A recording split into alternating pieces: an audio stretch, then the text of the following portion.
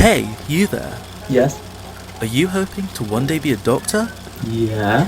And do you know you're going to need some work experience? Yeah. And has a global pandemic completely ruined your chances of getting any experience, leaving you not only behind in your education, but also with a lack of insight into a medical career, making you question if you will even be able to apply for a medical degree due to you having no work experience? Absolutely.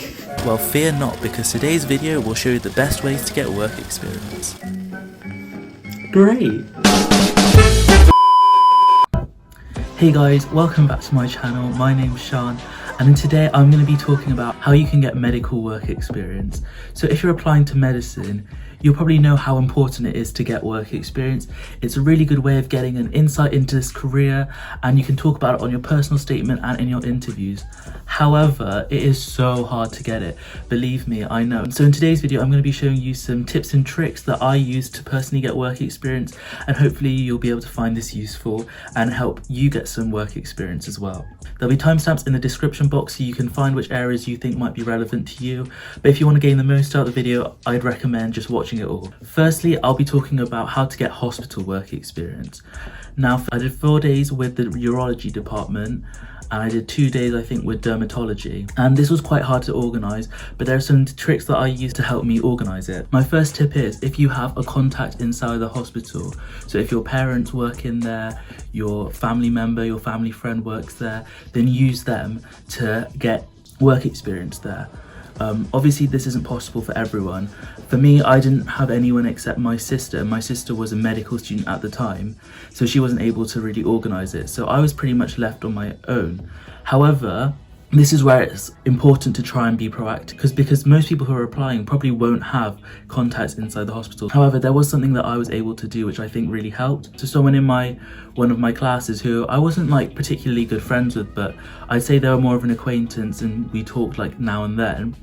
I knew that their dad was a doctor at the hospital, so even though I hadn't spoken to them in a few months, I politely went up to them one day and just asked them hey, do you know if you'd be able to maybe help me organise some work experience with maybe your dad, in a really polite way. And they were super friendly. They were like, yeah, of course, yeah, no worries, I'll ask him tonight. And that was how I was able to get a work experience at the urology ward. Even if you don't know someone directly, there always might be someone who can help you in some way, even if you don't really know them personally. Even if it's your neighbours, aunts, gardeners, best friend, use whoever you've got. You might feel a bit awkward about asking people you're not really that close with for a favour, but if you're super polite and maybe ask them in person or over the phone something a bit more sincere than just a text message, for example, they'll be quite happy to help. And the best outcome is you get some work experience. The worst thing that happens is they say no and you move on. There's really nothing to lose. Another way to get work experience is probably more traditional, is to look at your local hospital trust's website and see what their policy on work experience is. At my local hospital, you had to organise it directly with a doctor, so you had to contact the doctors yourself. So what I did was I phoned different departments, I got a list of their details and phoned everyone saying, hi, I'm in year 12, I'd really love to do some work experience, do you know if this is possible? Most of the time they'll be like, I'm not really sure, can you call back or something? And you just have to really be persistent until you finally get someone who says, yeah, I'll have a look. At first, what I tried to do was try and email all of them. First of all, it's hard to really find an email address for a doctor. They're not normally publicly available, and the ones that were available normally didn't respond or took a long time to respond, and it was normally just no.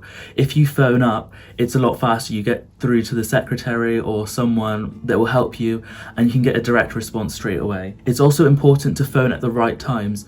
If you're phoning on weekends, which is what I was doing at the start, there won't really be the relevant people there to help you on a weekend. You need to phone during a weekday, normally during 9 to 5. What I would recommend is, if you've got a break time, a lunch time, a free period, whatever, just use that to phone up those numbers that you've got and inquire then. You may be able to do it before school or just after school, but if you leave it too late, then often the people would have gone home and you won't get a response. You'll just go straight to voicemail. It's really important you don't pay money for work experience. I remember I'd sometimes see Instagram ads or things online about work experience, and I'd be like, whoa, that's so cool, you can just book a place. Then I go onto the website and it's like £500 just for 2 days of work experience. If you're paying a ridiculous amount of money, normally you won't be getting a good experience, and the people who are organising it are just looking for your money. As well as that, you'll end up spending a lot of money which you can just in reality save and use somewhere else. Next, I'll be talking about how to get GP work experience.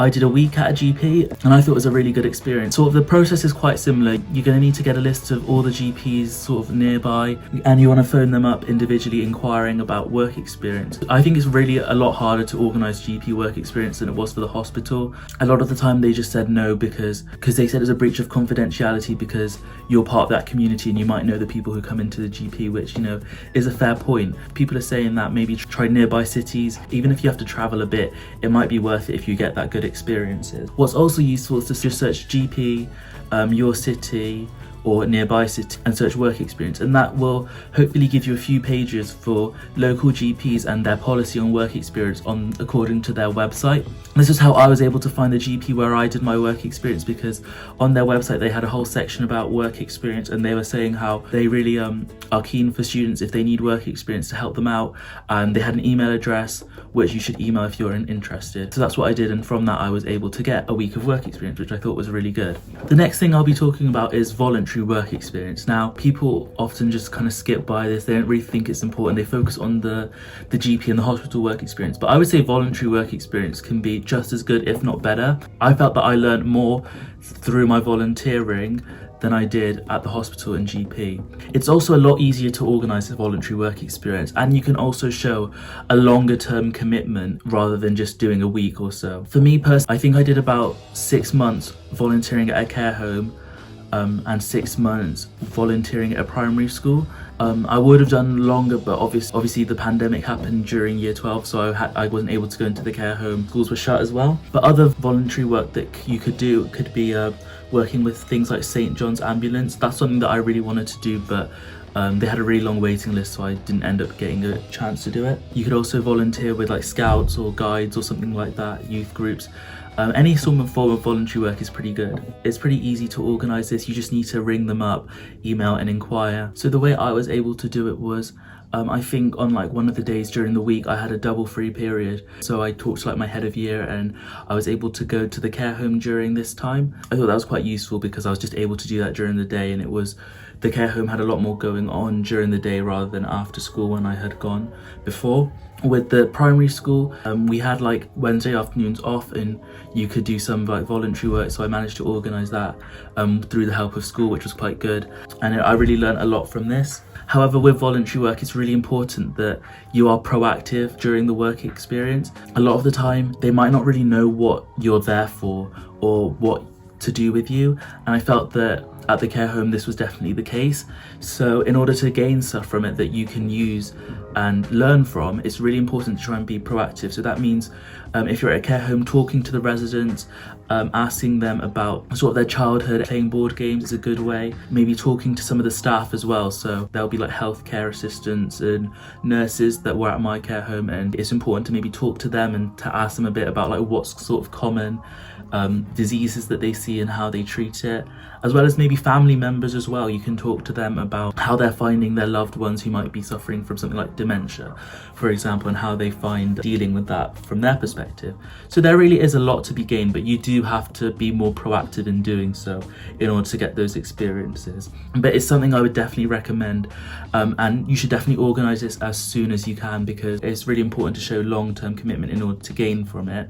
There's also paid work experience, and by this I don't mean you're paying them, I mean you're being paid for your work. This could be like a part-time job. So sort of the obvious ones that a lot of people do that you can gain a lot from if you're applying for medicine is something like a lifeguard or a healthcare assistant. These are both like very medically relevant, and if you do them you're definitely going to gain a lot from them. For the healthcare assistant one, that's something that I know pays a lot. I didn't personally do it, but I know people who did. But you do need to be 17, which is why I wasn't able to do it at the time. However, even a part-time job that isn't explicitly relevant to medicine can be useful. So for me, I worked at Kumon, and like that involved a lot of teaching skills. So I was able to say in my personal statement how I learned how to work as part of a team, time management, organisation, communication, teaching skills, all of which you can say are relevant to a career in medicine. Even something like working at a supermarket, that's still like team working, communication, like interpersonal skills, time management. All these skills are things that you can mention in your personal statement, and on top of that you'll be paid, which is a really good way to maybe make some extra money and get some experience as well. Now I'm going to be talking about some COVID specific advice. Obviously during the pandemic it's been like so hard to get work experience because pretty much no one is allowing anyone except people who are working to be in hospitals. However, if you're watching this when it's sort of gone up, well, as of now it's sort of been announced that around June 21st is when the restrictions will be lifted. So what I would recommend is organising your work experience now for after that time, because if you leave it too late, what you'll find is that there's a huge backlog of people who need to do work experience and they'll all want to do it during like the summer holidays. So if you organise it now, you'll just be ahead of everyone else. So that's what I would personally do. You can also do volunteering. You can volunteer to maybe like do groceries for a neighbour. There's lots of different volunteer organisations that are helping people throughout the pandemic, which you can definitely get involved with, and you can definitely gain a lot from that. You've probably also seen things like virtual work experience. That's definitely a good option. I'm sure that a lot of people will be doing it because there's not really any other choice. Make sure it's a credible source if you're paying money, and just like ensure that you will be benefiting from it rather than just giving your money away blindly and then it actually turns out to be really bad and you don't really learn a lot. Another thing that I think would be quite good is maybe emailing some like universities and seeing if you can perhaps attend like a Zoom lecture or something like that. That's probably not like explicitly work experience, but you're still gaining a lot from that, and if you've got a specific uni in mind, saying you attended one of their lectures might be a good way to showing that you want to go there. But hopefully, you know, things are looking better with the vaccine rollout, which means that hopefully work experience will be able to come back to what it was before. Key thing is start as soon as possible. It takes a while to organise these things, and what you don't want to be doing is sort of doing it all in a rush because you realise that when you applied that you haven't really got anything, so you need to quickly do something. So hopefully you're able to use some of these tips to help get work experience. If you have any questions, you can DM me on Instagram, that's always in the description. I know it's really hard to get work experience, especially with the whole pandemic stuff, but it's really just about persistence. Keep on trying. When you finally get a confirmation email saying like, yeah, we're happy to have you, is literally the best feeling in the world. So just keep trying. You'll definitely learn a lot from your work experience. If you enjoyed this video, please give it a like and consider subscribing to my channel. Comment down below medical videos you might want to see or you're interested in. I'll try and do my best to respond. But hopefully you did gain something from this, and I'll see you next time. Bye.